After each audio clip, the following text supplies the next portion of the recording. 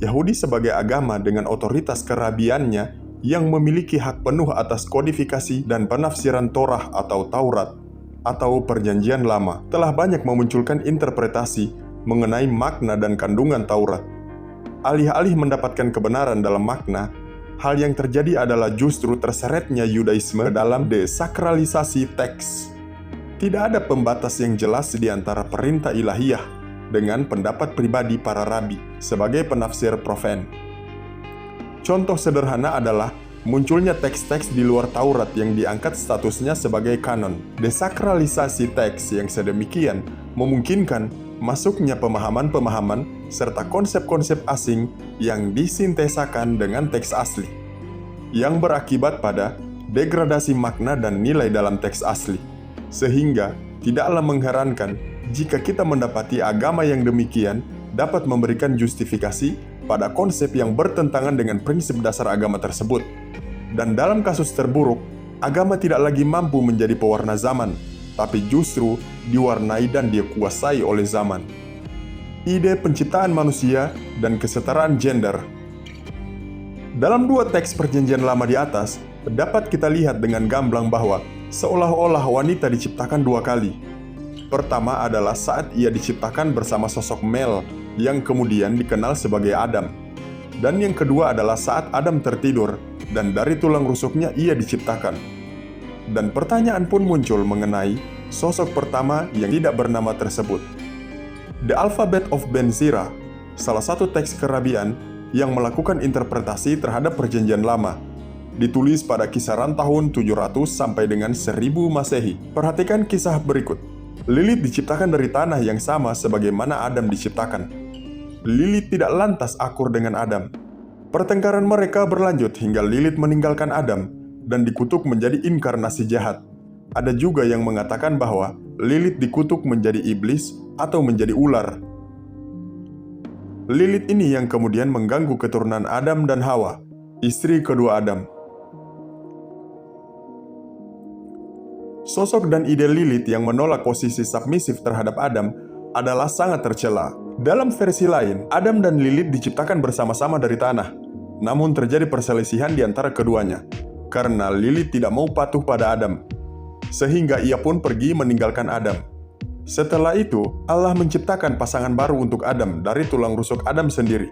Legenda ini berkembang secara luas selama abad pertengahan, dan dalam tradisi Agada, Zohar, dan mistisisme Yahudi, Lilith beranggapan mengapa harus tunduk dengan sesama makhluk yang diciptakan dengan material yang sama. Konon, percakapan Lilith dan Adam itu terekam saat mereka sedang bersetubuh. Lilith menolak berada di posisi bawah, atau Adam dalam posisi misionari. Pertengkaran itu membuat Lilith kabur meninggalkan Adam. Pun kisah ini dituturkan dengan niatan agar kaum Yahudi mengambil perumpamaan bahwa menentang pria adalah terkutuk, sebagaimana terkutuknya Lilith karena menuntut kesetaraan terhadap Adam. Tapi bagi agama dan budaya semacam Yahudi, arus zamanlah yang menentukan apakah Lilith masih dan akan selalu pantas dengan atribut negatifnya, atau dapatkah ia disambut sebagai sosok pahlawan yang memperjuangkan kesetaraan gender. Perlawanan Lilith seolah membawa pesan feminisme tentang kesetaraan gender. Ia menolak tunduk kepada Adam. Lilith memilih terkutuk menjadi iblis demi mendobrak patriarki. Sementara Hawa adalah sosok perempuan yang digambarkan lemah lembut dan tunduk kepada Adam, sekalipun mereka akhirnya berbuat dosa juga. Sekiranya dimulai pada awal dekade 70-an, gerakan feminisme dalam agama Yahudi melayangkan tuntutan-tuntutan terhadap otoritas rabi yang dianggap patriarki. Tuntutan ini tidak banyak berbeda dengan gerakan feminisme yang sezaman, mulai dari menuntut hak cerai, hak persaksian, hak memimpin ibadah, dan hak meraih status kependetaan. Tapi dari sekian banyaknya tuntutan itu, yang paling menarik adalah tuntutan untuk mengganti atribut kata pengganti Tuhan yang biasa menunjukkan identitas pria, yaitu he menjadi she. Perlahan tapi pasti gerakan ini mulai membuahkan hasil pada tahun 1973. Persatuan Sinagog Konservatif Amerika atau United Synagogue Conservative Judaism mulai mengizinkan wanita untuk berpartisipasi dalam ritual di sinagog, serta mempromosikan kedudukan setara bagi wanita dalam memimpin, pemegang kewenangan, dan tanggung jawab dalam melakukan hal-hal yang berkaitan dengan jemaat. Pencapaian terbaik gerakan feminisme Yahudi adalah ketika Jewish Theological Seminary atau Pusat Akademik dan Spiritual bagi kaum konservatif di Amerika mengumumkan bahwa mereka menerima peserta wanita untuk masuk dalam sekolah kerabian atau rabbinic school pada tahun 1983. Dan demi mempropagandakan ide-ide feminisme Yahudi ini, terbitlah majalah dengan mengadopsi nama heroin atau kesetaraan gender, Lilith. Rilis perdana pada musim gugur tahun 1976 dengan base non-profit.